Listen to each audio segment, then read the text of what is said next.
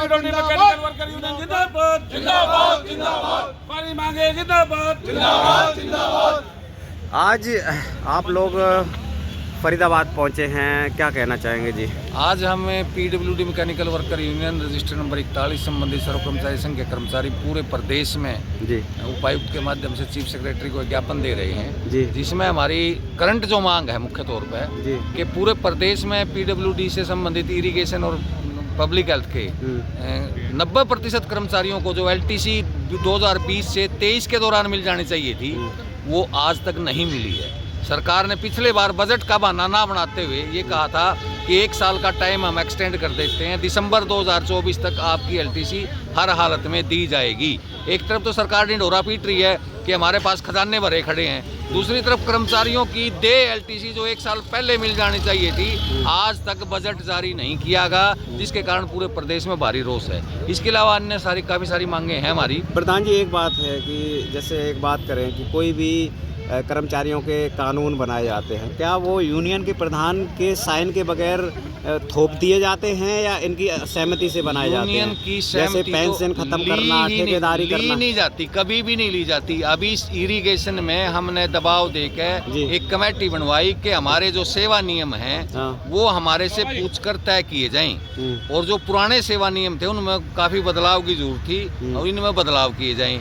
अब हमने जो सुझाव सभी यूनियनों ने रिकमेंड करके एक मत होके हमने विभाग को सुझाव दिए, परंतु विभाग ने हमारे सुझाव को दरकिनार करके अपनी तरफ से सुझाव भेज दिए। मतलब कहीं ना कहीं तानाशाही चल रही है। तानाशाही पूर्ण रूप क्या से। लोकतंत्र नजर आता है? लोकतंत्र की तो नाम की चीज भी यहाँ नहीं है, चीज भी नहीं है। लोकतंत्र तो दूर की बात है, पूर्ण रूप से देश के युवा जो सरकार बनाने में कहीं ना कहीं अपनी भूमिका निभाते हैं, देशवासी निभाते हैं, वोट देना देते हैं, और वो वहाँ तानाशाही कर रहे हैं कर्मचारियों को ही, सरकारी कर्मचारियों को ही। देखिए कहीं ना कहीं जो ना तो क्या मैसेज देना चाहेंगे जी? काफ़ी सारी जगहों पर क्योंकि कर्मचारी भी कहीं ना कहीं वोटर होता है जी, और वो वोट किसी न किसी पार्टी को देता है जी। यहाँ हर पार्टी से संबंधित कोई ना कोई कर्मचारी मिल जाएगा जो वोट देता है, परंतु पार्टीबाजी नहीं करता वो। नागरिक तो है ही, नागरिक है, नागरिक होने के नाते अलग अलग राजनीतिक पार्टियों को वोट देते हैं। जिन लोगों ने बीजेपी को वोट नहीं दी उन लोगों के स्थानांतरण जबरदस्ती किए जा रहे हैं।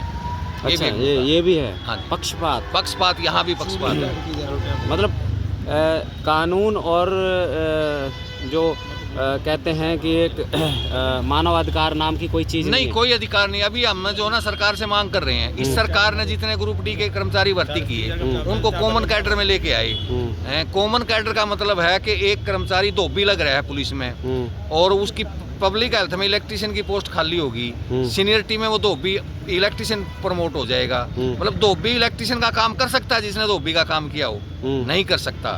जो इलेक्ट्रिशियन हेल्पर है उसको तो क्लर्क बना देंगे, धोबी को इलेक्ट्रिशियन बना देंगे। मतलब दोनों जगह गलत काम हो जाएगा। उलझा नहीं, वो दोनों जगह अपना भी नुकसान। जिस आदमी को बिजली का ज्ञान नहीं है उस आदमी को बिजली का काम करवाओगे वो अप्लायंसेस को भी खत्म करेगा, अपने आप भी खत्म हो सकता है। मतलब सरकार की इस प्रकार गुणवत्ता सरकार नहीं लेके आना चाहती, जानबूझ के नहीं, जानबूझ ताकि हम ठेका ले लें, ताकि हम ठेका दें। कर्मचारी जो ना काम करने में असक्षम हो जाए, इस प्रकार की पॉलिसी लेके भाई काम नहीं जानते और जो ना अपने इस काम को सारा का सारा ठेका दे। तो फिर ऐसी पार्टियों से अलग निजात पान लेनी चाहिए जब सरकार को ही नहीं, निजात हमारा काम केवल वोट डालना है। राष्ट्र के हित में एक कदम नहीं चल रहे हैं। किसी भी धर्म जाति के लोग हों, सभी लोग का उत्पीड़न किया जाता है। कर्मचारी तो सभी धर्म जाति के जहाँ भी हमारा उत्पीड़न होता है हम उसका विरोध जरूर करते हैं जी। सरकार सुनती है हमारी बातों को, जब बैठती है कभी कभार तो जायज भी मानती है, परंतु लागू नहीं करती, मतलब नहीं करती, वही रहता है, इम्प्लीमेंट नहीं होता। सर क्या कहना चाहेंगे? मांगे रहेगी हमारी जी सर, क्या मांगे हैं सर? एक बार थोड़ा सा। दरअसल आज की जो प्रदर्शन की हमारी मुख्य मांगे थी, मैं जर्नैल सिंह महाशिव सर बताया है कि एलटीसी हमारी पेंडिंग है और 90% कर्मचारी उससे वंचित हैं। दूसरी हमारी जो मुख्य मांग थी, विभागों में जो कर्मचारियों के पद हैं उनको समाप्त किया जा रहा है। हमारे पब्लिक हेल्थ के अंदर जो WPO फर्स्ट ऑपरेटर जो पानी चलाते हैं उनके जो पद है वो बजाय की बढ़ती हुई आबादी के उनको नए पद सृजित किए जाएं, वो सैकड़ों पद समाप्त कर दिए गए और जो कर्मचारी उन पर कार्यरत हैं उनके ऊपर डिमोशन की तलवार लटक रही है। प्रमोशन तो हर किसी को मिलता है, यहाँ डिमोशन की तलवार लटकी हुई है। ये नहीं, कच्चे कर्मचारियों को सरकार कह रही है कि हम कानून ले आए, सेवा सुरक्षा का एक्ट ले आए और कच्चे कर्मचारी पक्के होंगे। यानी कि एक जेई अगर लगता है तो उसका 35,400 का स्केल है, 60,000 रुपये कम से कम उसका वेतन बनता है जी। जो कौशल के ऊपर लगे हैं वो 18,264 रुपये के अंदर लगे हैं, यानी कि एक कर्मचारी के वेतन के अंदर 4 कर्मचारी रखना चाह रहे हैं और उनको 58 साल तक नुकाम हटाएंगे नहीं, ये गारंटी कर रहे हैं। यानी कि पूरी जिंदगी कच्चे रखने पर रखकर उनका शोषण करने का एक पक्का प्रबंध इस सरकार ने कर दिया है। हमारी मांग है कि इस कौशल को तो दूर कीजिए, इनको विभाग के रोल के ऊपर लेकर के जितने भी कर्मचारी हैं 2 साल की सेवा के बाद सभी पक्के होंगे, ये मुख्य मांग है। पेंशन की जो बात है हमारी, सरकार कर्मचारियों को उलझाए रखना चाहती है। एक दौर के अंदर ओपीएस थी और पुरानी पेंशन स्कीम, उसको बंद करके एनपीएस लेकर के आए। अब चुनाव के अंदर जब कर्मचारियों का एक दबाव बना तो उनका यूपीएस लेके आ रहे हैं हम, सिर्फ नाम बदल रहे हैं, दुकानदारी का नाम बदल दिया, उससे भी खतरनाक है। यानी कि एनपीएस में जो हमारा पैसा कटता है उसके अंदर हम कुछ पैसा जरूरत पड़ने पर निकलवा सकते थे, यूपीएस ले आए, सारी जिंदगी हमारा 10-12% जितना कटेगा वो एक पैसा भी हम पूरी जिंदगी निकलवा नहीं पाएंगे और बुढ़ापे के अंदर वही पैसा निको बोर का आपको पेंशन के रूप में देंगे। यानी कि हमारा पैसा हमारे को देना है वो हम निकलवा भी नहीं सकते।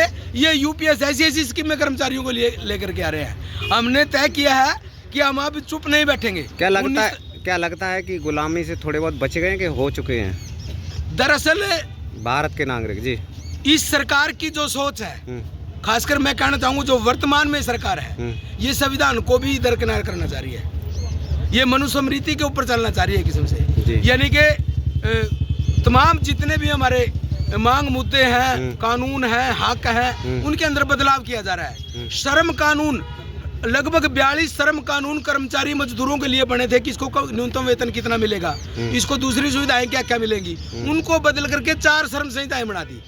अब पक्के कर्मचारी नहीं, उसको कितना वेतन मिलेगा इस चीज की गारंटी नहीं। अब ये कह रहे हैं कि कितना कम वेतन के ऊपर कौन काम करना चाहेगा हम उसको लगाएंगे। अच्छा, कम में कंपटीशन कराएंगे? हाँ, कंपटीशन करवा के टर्म अपॉइंटी, टर्म के आधार पर, यानी कि एक सफाई कर्मचारी अगर मान लिया काम करता है तो उसको वेतन लगभग मान लिया 30-35 हजार रुपए मिल रहा है। अब सफाई कर्मचारी की हम टेंडर निकालेंगे कि 7,000 में कौन सा करा, अगर 5,000 में कौन सा करा, जो उनसा कम वेतन में के अंदर काम करेगा हम उससे काम लेंगे। श्रम कानूनों में बदलाव कर दिया, मतलब मानव अधिकार को उल्लंघन कर दिया, लगातार उल्लंघन। एक न्यूनतम महंगाई बढ़ा रहे हैं और उसकी पगार कम कर रहे हैं, यानी कि गुलामी टोटल बन चुकी है, आ चुकी है टोटल गुलामी, बिल्कुल जो सरकार भुखमरी आ चुकी है। ना तो इन पे सरकार संभल रही है, ना जनता संभल रही, ना किसान संभल रहे हैं, तो फिर क्या है? अब विद्रोह की तरफ जनता जाएगी क्या तरफ? जी, अभी ये जनता को जात के नाम पर, धर्म के नाम पर, इलाके के नाम पर लगातार किसी भी और हम किसी भी आरएसएस के साथ से पूछो तो वो कह रहे मोदी जी तो बहुत अच्छा काम कर रहे हैं। मैं ये कह रहा हूँ कि मान लिया जात पात धर्म के नाम पर हमें अलग किसी भी बीजेपी के नेता या किसी भी सरकार में मौजूद है तो वो लोग तो कहते बहुत अच्छा काम कर रहे हैं, कांग्रेस वाले भी कह रहे हैं बहुत अच्छा काम कर रहे हैं, जबकि इस सरकार की या आरएसएस की, खासकर मैं कह देता हूँ, आरएसएस की जो सोच आजादी के समय थी उसका उस टाइम भी ये कहना था कि यहाँ पर जात पात के नाम पर हम कोई समझौता नहीं करना चाहते, नहीं चाहिए उनको, लोगों की आजादी नहीं चाहिए और लगातार डिवाइड एंड रूल की पॉलिसी अंग्रेजों वाली सरकार लेकर के आई है। मैं इतना ही कहना चाहता हूं। अपनी तानाशाही चाहिए, अपनी तानाशाही चाहिए। आपने देखा है वर्करों ने बिल्कुल स्पष्ट कर दिया और ये लग भी रहा है, ये कोई ये वो नहीं है क्योंकि चारों तरफ आप देख रहे हैं कौशल विकास, ठेकेदारी, निजीकरण, ये सब कुछ, ये एक बहुत बड़ा है ये जो आप देख रहे हैं, तानाशाही और उसकी तरफ जा रहे हैं, देश का निजीकरण। यूनियनों की आवाज़ है, ये दर्द भरा है क्योंकि ये मेहनत मजदूरी करके, रात दिन मेहनत करके देश को सींच रहे हैं, अपने देश को आगे बढ़ाने का काम कर रहे हैं, इनके ही पेट काटे जा रहे हैं। तो आप देखिए कितना बड़ा ये इनके साथ में घातक